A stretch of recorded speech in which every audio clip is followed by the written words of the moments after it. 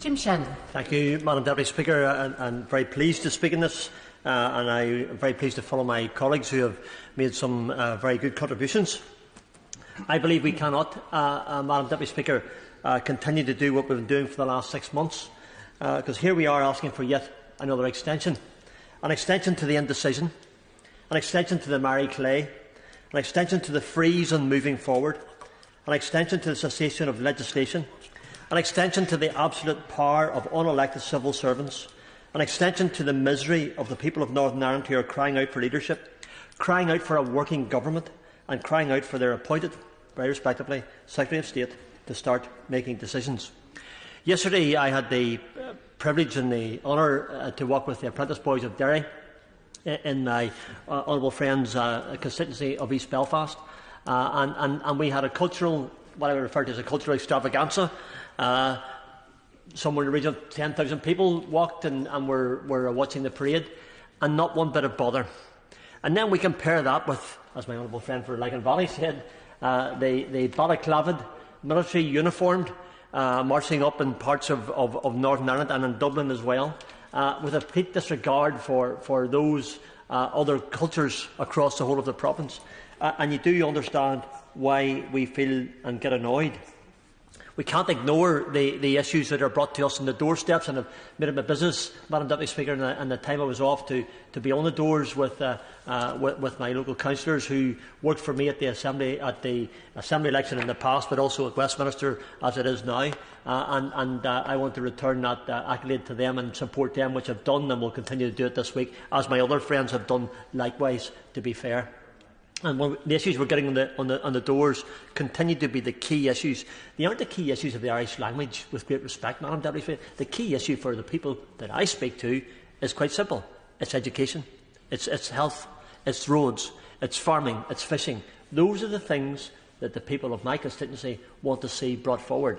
And therefore you understand why we get ourselves quite annoyed with the intransigence of Sinn Féin when it comes to these issues. The agri-food sector in my constituency, Madam Deputy Speaker, contributes greatly to the jobs, some over 2,000 odds in the factories, and probably double that or maybe triple that when you take in the farms and those who feed into that process across my constituency and indeed further afield. We can't ignore the issues of the agri-food, and at this moment in time, Madam Deputy Speaker, we have the agri-food sector held up because, for their opportunities to apply for grants to extend their factories, all because we don't have a working assembly. These are the key issues. But I want to very quickly, Madam Deputy Speaker, because I understand that time is of an essence, and I want to give two examples which I feel there are two real examples that happened to me and my constituency office in the last 2 weeks, and I want to explain by those two examples why people are frustrated. I'm so aware when I'm saying this as well that I will be trotting through the lobbies, if it was necessary, with the Secretary of State, as we have no option other than to extend this. We have no other option than to accept this continual stalemate. We have no other option but to sit and watch our people crying out for action to be taken. Picture this. A young teacher has a baby on the 1st of July. The baby is 4 weeks premature, with the little issues that come from that. In England, the child's parents would be allowed, in cooperation with the health visitor, to hold back the little one for another year so that he wouldn't be so far behind. The mother, who just happens to be a teacher, would be able to use her expertise to say, "My son isn't far enough caught up, so we'll let him do a year in nursery." This would not be an issue on the UK mainland, and for the reason that the Northern Ireland Assembly began the legislation process for this also to take place in Northern Ireland, for informed parental consent to play a part in the issue of premature babies and education. But because Sinn Féin have pulled out and consistently been allowed to hold the entire country, every other person in Northern Ireland, to ransom, this mother, who as a teacher understands very well her son's educational needs, must sit idly by and watch a massive schooling mistake being made, unable to do anything about it. This is not okay, Madam Deputy Speaker, and I say to the Minister of State who will answer this through yourself, Madam Deputy Speaker, that would he come with me to this lady's door, take the time, and then explain to her just why her inability to make the hard decision will impact upon his inability to make the hard decision will impact upon her child's experiences in school. Will he do this? Will the Secretary of State do it? I'll tell you what, be ready for a roasting when you get to the doorstep. Will the Secretary of State come to the Ulster Hospital and explain to the family just why the desire to placate a Republican agenda means that their grandmother must lie in a corridor in the Ulster Hospital for 36 hours before she's been seen.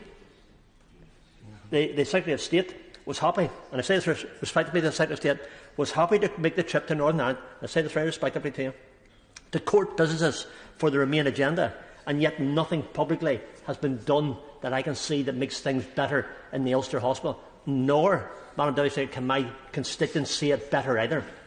So will the Secretary of State, or the Minister of State, or whoever is at the time, explain to the people of the province the justification for this placation of Republican terrorism, which has not kept peace intact, but has seen the murder of an innocent bystander, Lara McKee, despite her appeasement of the community? Sinn Féin, quite obviously, Madam Deputy Speaker, have no control over dissident Republicans in Londonderry or indeed anywhere else. Or will the Secretary of State or the Minister of State do what we need them to do and take control?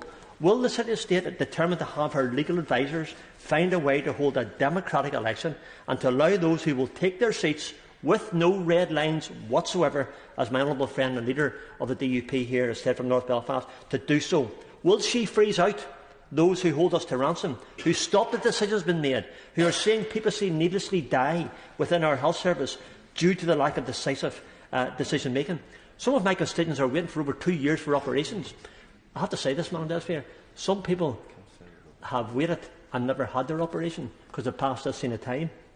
Will the Secretary of State determine that Northern Ireland is not to be held hostage, and that only those willing to work with other democratically elected members with no conditions will be allowed to stand? I think it's time, Madam Deputy Speaker, we think outside of the box. It's time we did something different. It's time we urge our Secretary of State and our Minister of State, who is here to answer the issues. I fear, Madam Deputy Speaker, I already know the answer, but please prove me wrong. I will vote for this extension. I will support it because I must. But for the sake of my people in Strangford and the people of Northern Ireland, please do something to help my nation. Minister. Thank you, Madam Deputy Speaker.